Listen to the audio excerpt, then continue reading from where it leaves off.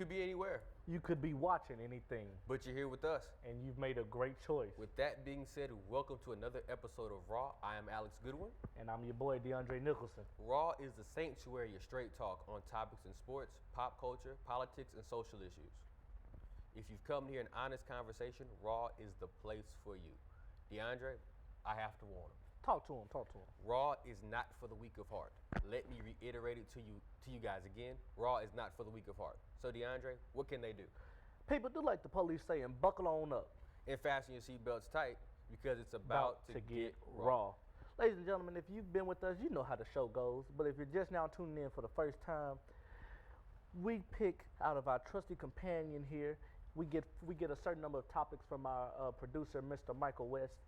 And we talk on them, we debate, or we come together and we talk about certain issues that are going on that people want to hear about. So, Alex, I guess I'll pick something up. All right, brother. Let's do it. Pick the first topic. Your thoughts on Donald Trump. Your thoughts on Donald Trump's comments about abortion. I first have to say this was some of the most idiotic, misogynistic, some of the most idiotic, misogynistic things I've ever heard in my life. I already have a problem with the government trying to legislate people's personal choices. Mm-hmm. I already have a problem with that. But then for somebody to go a step further and say that if you want to get an abortion, whether illegal or legal, that you should be punished, that's flat out absurd, in my own personal opinion. That just truly baffles my mind. And what I've noticed is everyone in Trump's base, now they're offended that, oh my God, he's talking about women. And the thing has been, throughout this entire campaign cycle, he's been demeaning women the entire time. And he's been demeaning women throughout the past. On The Apprentice, when he said, one contestant, it was probably a pretty picture to see her on her knees. You know, he said things like that. Or when, his whole little issue with Megyn Kelly. What's annoying to me, I'll tell you, is that nobody has a problem when he's talking about Muslims, or he's talking about Hispanics, or he's demeaning black people. But all of a sudden, when I feel like women can no longer, Trump supporters can no longer close their ranks around whiteness, that's when they have a problem. Mm-hmm. So, like I said, it was just flat out idiotic. But when it comes to Donald Trump, that's not something we shouldn't expect. Personally, I'm trying to say this right. I personally don't agree with abortion, but that's just me. But I feel as though the comments Trump made were way out of line. He took it too far. And the thing I've noticed about Trump is he's neglecting the very people he has to get the votes from. We've seen what women votes can do for President Obama. Absolutely. In his re-election in 2012. We've seen what African American votes can do, African American and Hispanic votes can do for a presidential candidate. 2008, Barack Obama again, his first election. So, we've talked about how it's surprising the way Trump is leading.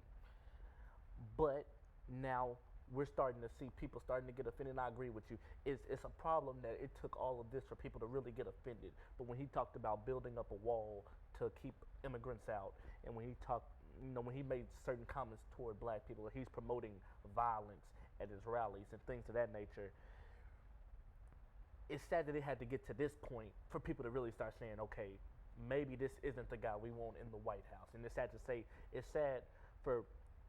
that people in his camp, it took it to get to this for them to say, is this the man that I really want to be backing right now? You were already backing him when he was making racial comments, when he was demeaning women, as you said on The Apprentice. You knew who this man was. It's like getting into a relationship with somebody. You know their history, but you're still getting them, and you're mad at them for what they've been doing. You knew how he was, so you can't be mad now because now he's starting to offend you personally. You can't do that to me, and I personally think that this may be the nail in the coffin for him. The other thing about Trump, which I think completely baffles my mind, is I've never seen a presidential candidate go so far out of his way to offend everybody he can. The people who he needs, the people whose votes he needs to be successful and win the presidential election. I believe there's no way you can win the election in this day and age without the votes of Hispanics, African Americans, and women. And he's offended all three. So it may be the nail in the coffin, but we've seen how things play out stranger with things Trump. have happened. Yeah, so I don't know how this one's gonna play out really. All right, let's go to our next topic. All right.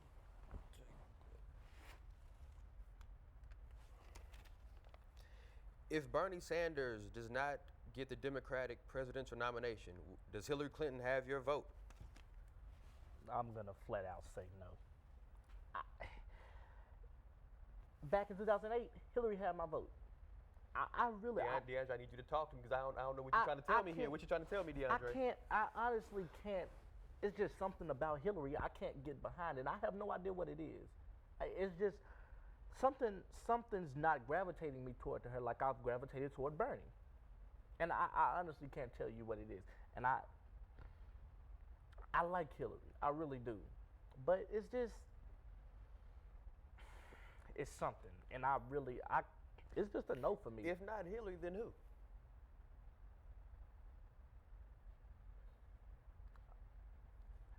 You better not say what I think you're No, gonna say. I'm not going to say that. I mean, most likely because I'm going to vote. But if it comes down to it, it'll be Hillary. But that's not who I want to vote for. I mean, if it comes down to it, because she has good views. She's looking to do the right things if she gets into office. But I personally, she's just not my first choice. She's not my second choice, but she'll have to do. I'd have to say yes. And before I go into why, I just have to take this time out to say I think this has to be one of the weakest groups of presidential candidates we've ever had as a nation. This cannot be the best this nation has to offer. Truthfully, when it comes to these presidential candidates, it's like playing spades, and I have no books at all. I have nothing but 3s and 4s. That's all I've got, and I've got to play with that. My partner's sitting across the table from me just like, you're not giving me any help at all. But back to my point, the reason I think we'd have to vote for Hillary Clinton because I can't vote for Donald Trump or Ted Cruz. Exactly. I can't bring myself to do that. And the thing about Bernie Sanders is while Bernie Sanders has great ideas and great social programs, Bernie is Bernie is a socialist. And America's views are primarily centered around individualism and free market principles. And to make a paradigm shift in the views of Americans in one election cycle is quite an uphill battle, as we see. That's why Bernie's struggling in the polls. Yeah. While Hillary has some good ideas, and Hillary is extremely experienced, she's the most experienced candidate in this election. Yeah. Hillary, I just can't connect with Hillary at all. And on the, I agree. Like I said, I agree with you on that. I can't connect with Hillary. Hillary just doesn't appeal. She seems extremely uptight to me. And on the right, with the conservatives, Donald Trump and Ted Cruz, they're in a class of ignorance of their own. They are fools of the highest order. Exactly. So we'd have to go if Bernie. Like I said, I voted for Bernie in the primaries. I was hoping Bernie could potentially get the Democratic nomination, but right now it's looking pretty tight. Things aren't looking too good for him right now. But at this point in time, we've got to vote for anybody but Trump.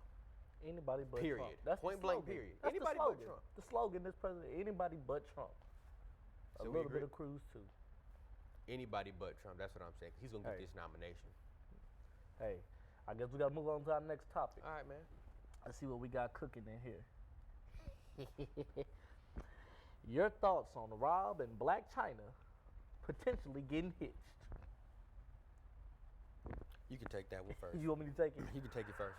Oh man, this is a good one right here. I'm glad Mr. West put this in the basket. Cause this funny right here. Rob is succeeding where a lot of brothers fail. You know what I'm talking about? Talk to us. Rob is doing what no man walking the face of this earth has done before. He's trying to turn. Never mind. A promiscuous woman. A promiscuous woman into a housewife. And you know we talked about this earlier, and you didn't like the idea of it. You didn't even want to talk about it. I didn't. But the thing about it is, I feel as though this isn't a bad idea, only for the simple fact that she sort of turned Rob's life around. And me and a couple friends of mine, we were talking about it. Who had the better come up, Rob or Lamar? When you look at Lamar's situation, Lamar didn't have a. he came back from the thing with crack and the women, and you know he's sort of turned his life. He's kind of getting back into living. You know what I mean? But Rob, you know, he was locked up in his room. He wasn't keeping up with the Kardashians, keeping up with Khloe or anything like that. And he stopped selling the socks. You know, he had the little sock business going. And you didn't know about the sock business? No. I don't. It was from keep up with the Kardashians. It was from a couple seasons ago, so you got to watch it. But anyway, I just feel as though I personally think China is just getting back at the Kardashians. One of them stole her ex-boyfriend, her baby's daddy, and she's not cool with Kim anymore. And Kim and Kanye together, and she's friends with Amber Rose. So, hey, this some stuff. This made for great TV though. Can you imagine her on one of them episodes? Think about it. Think about Black China coming in the house on one of them episodes, and she got that big old ring on her finger, and it's bigger than Kim's. That's gonna be some funny stuff. I'm extremely upset Michael West put this in the basket, but I guess I have to talk about this. This is some pure unadulterated foolishness, ladies and gentlemen. This, with all the combustible elements in that family now, this can quickly go from keeping up with the Kardashians to an episode of Love and Hip Hop Atlanta. That's truly what it sounds like to me. I, in no way, shape, or form, I mean, I really don't understand why Black China would want Angela Kardashian, actually. That's what she changed her name to. Whatever. Why she would want to date the man. Explain it to me again. She stole her sister. Kylie, you know Kylie's dating Tiger. That's her Yes. baby daddy. And then Kim and Kanye, they married, but that was Amber. You know, him and Amber Rose are together back in the Gap. Thank you for explaining it all to me again. I don't keep up with that foolishness. Hey, Tiger's going to be the first father uncle in history. He's going to be the first. Okay? I mean, so, on a certain extent, congratulations to Tiger. You know, like he's making history out here. I'll tell you what this does remind me of. This reminds me of when Jermaine Jackson and Tito Jackson married the same woman. I believe Jermaine married her first. He had a few kids with her, and then he divorced her, and then Tito got with her. And he had some kids with her. I mean, just tell me, I wonder what the dynamic was at the family reunion. What did they say? Mom T? What did they say? This is just a hot mess of epic proportions. I do not watch Keeping Up with the Kardashians, but let me find out Black China's on there and there's some issues, I will be tuning in for the first time ever. Hey, you got to. This is, I love it. I'm gonna pick the next topic. We on the road now. Come on. This fun. What Michael West put in here? Your thoughts on D'Angelo breaking God code? D'Angelo Russell? D'Angelo Russell, you know who I'm talking about. You wanna hit that thing? I'll take it first. All right. Let me first off and say, D'Angelo Russell, brother, what is wrong with you? What's annoyed me over the past week is that everyone is trying to explain D'Angelo Russell's behavior away by saying, oh, he's just immature, he's just 20 years old. I'm 20 years old. And I know doing something like that is inexcusable. Now, in no way, shape, or form am I condoning Nick Young's behavior, engaging in some Extracurricular relationships outside of his relationship with it. relationship with Iggy Azalea. I'm not condoning that at all on a moral level.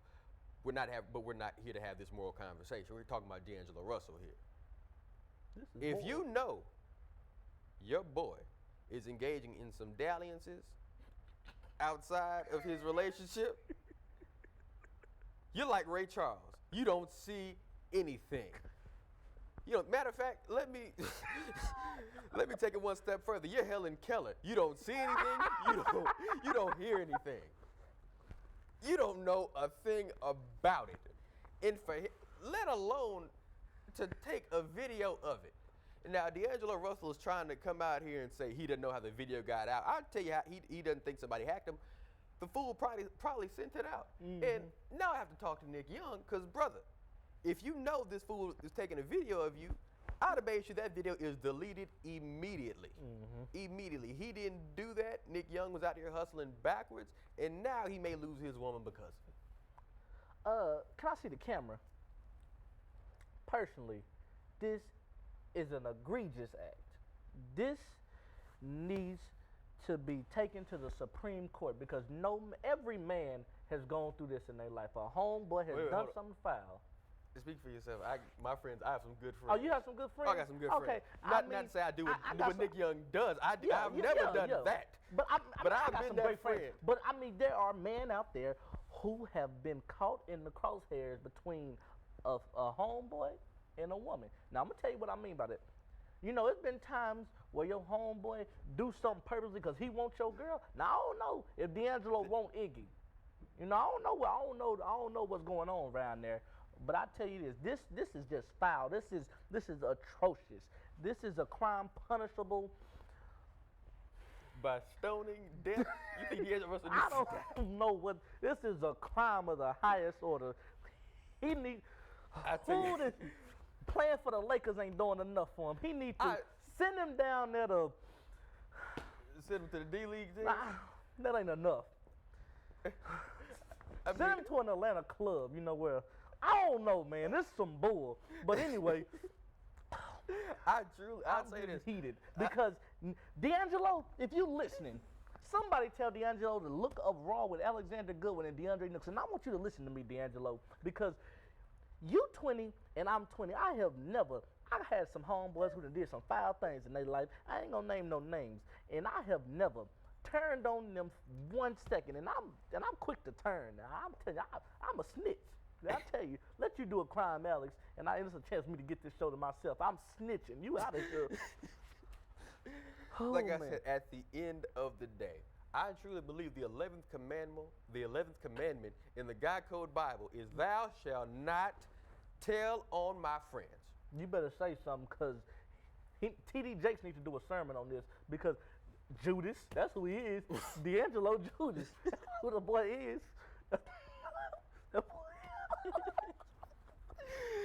All right, man. We've got to leave D'Angelo Russell alone. We're going to leave D'Angelo Russell alone. We are out of topics. You out of and our topics? trusted companion here. Oh, and man. DeAndre, we have our final 2 segments of the show, our favorite 2 segments of the show. Quick hits, and you got to do better. DeAndre, talk to him with those quick hits, my brother. Hits. Hey, I got a good quick hit for y'all today, boy. Your boy got his braces all, got them pearly whites showing on y'all. Hold on, holla at your boy. T.I. and Tiny just had a baby girl. The Warriors, they may not get that record, y'all. They losing, and they got to play the Spurs twice, and they got to play Memphis twice. What else didn't happen? Bernie and Ted Cruz won in Wisconsin, and that's all I got right there for you, Alex. I know somebody out there is doing the fool, and it's time for you. Got to do better. Tell them what they need to do, Alex. This week, I need Greg Hardy to come down to the front of the congregation. Brother Greg Hardy, to the front. All right, now, earlier in the week, Greg Hardy did an interview with ESPN's Adam Schefter, and he said this. Do we have the tape?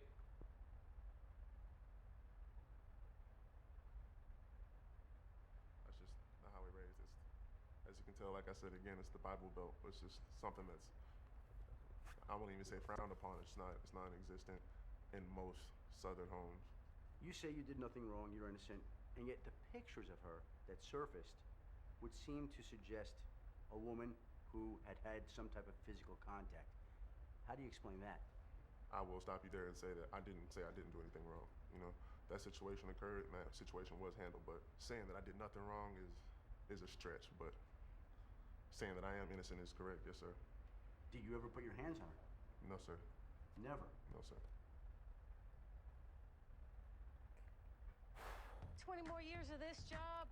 Who does he think he's fooling? He went on to continue and said the difference between him and Ray Rice is that Ray Rice is guilty and he is innocent.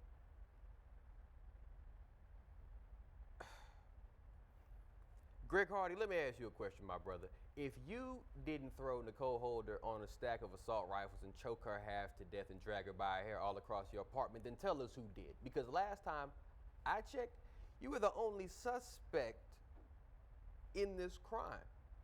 And just because you weren't found guilty in the court of law doesn't mean you are innocent of committing a heinous act, my brother. It's one thing to commit a crime.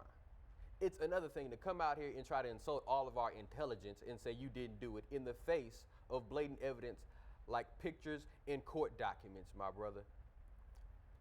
You, Greg Hardy, and I don't even know if you can do better, but let's hope you can.